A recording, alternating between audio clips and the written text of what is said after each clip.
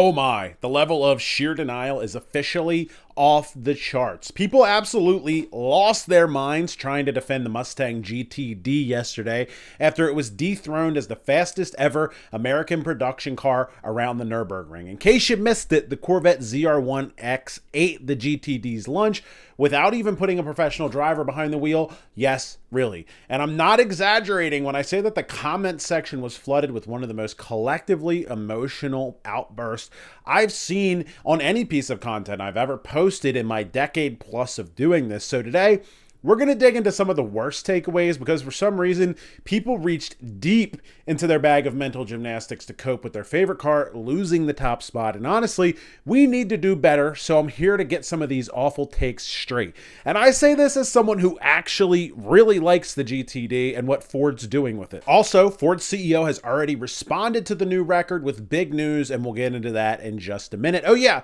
and one piece of information did come to my attention here that might actually end up disqualifying the GTD from this race entirely, and we'll get to that a little bit later as well. First, let's take a moment to go through some of the most backward yet somehow most popular comments from the past 24 hours or so. Buckle up, put your helmet on, because this one is going to get bumpy. Okay, so let's knock this one out right away. A bunch of people said that the GTD did its lap in wet weather. Yes, that's partially true for its initial session, but the official lap time was set during a second session in which they had much better weather. So that talking point, not helping, not really true either.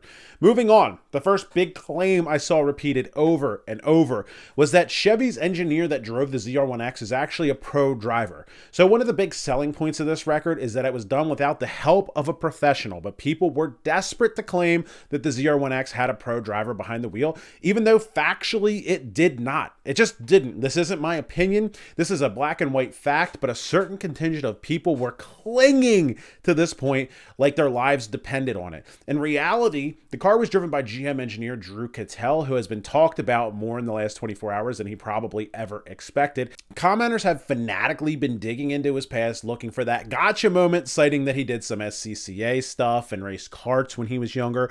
I guess that nobody told these people that the SCCA is open to anybody with a driver's license and a running car.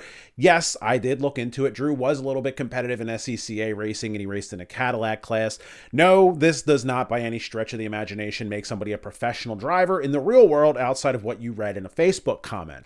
They also flaunted that he spent a ton of time behind the wheel of the ZR1X and has logged a lot of laps at the Nürburgring. Breaking news, engineer spends time behind the wheel of a car that he's literally designing on a track that he's going to be making an official lap at. Again, being familiar with a car or even the track, or even being someone who's the most familiar with a specific car doesn't even come close to making you a professional race car driver. Put that one in the books. No offense to Drew, he's obviously very competent, right? But I don't think the people who commented this are actually racing fans, because if they were, they would understand how insanely wide the skill gap is between a professional and literally everybody else. Drew's probably more competent than the vast majority of people, definitely more than anybody you're going to pull off of a local go-kart track. However, people who made this comment probably also think that they could spend 1,000 hours on iRacing and go hop on the track with Max Verstappen or Kyle Larson and be competitive. It just ain't happening, brother. There's a massive difference between somebody who's good at racing and an actual professional.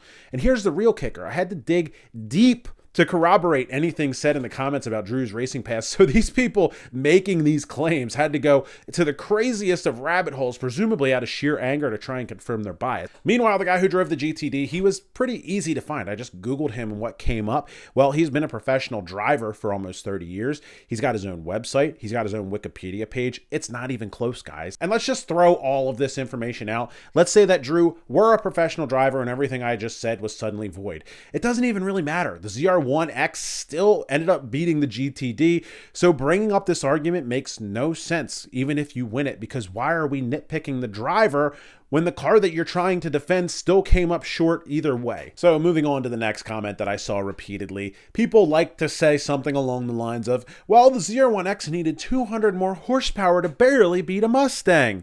This one really isn't much better. Apparently, some people think that they're making a great point by saying, well, it only took 200 more horsepower for a Corvette to beat the Mustang by 3 seconds. Okay, and is somebody stopping Ford from making a more powerful car? Also, do you not realize that you're kind of exposing yourself by not understanding how big of a gap 3 seconds really is.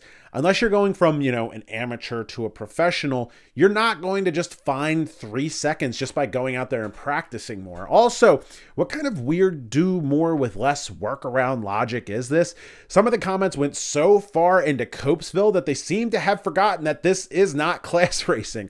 The goal here is to be the fastest production car, period. If one manufacturer or another puts restrictions on themselves, that's kind of on them. Acting like it's a flaw that Chevy gave the ZR1X more horsepower is just a super weird stretch and distortion of reality. Also, fun fact here, that extra 200 horsepower was put on display in the real world. While the ZR1X has basically 200 more horsepower than the base ZR1, that 200 horsepower only helped it shave about 1.5 seconds off of the base ZR1's lap time. So is slapping 200 more ponies under the hood of the GTD really the answer? Probably not, but I'm never going to argue with more horsepower because 1,000 horsepower burnout sounds a lot cooler than an 800 horsepower burnout.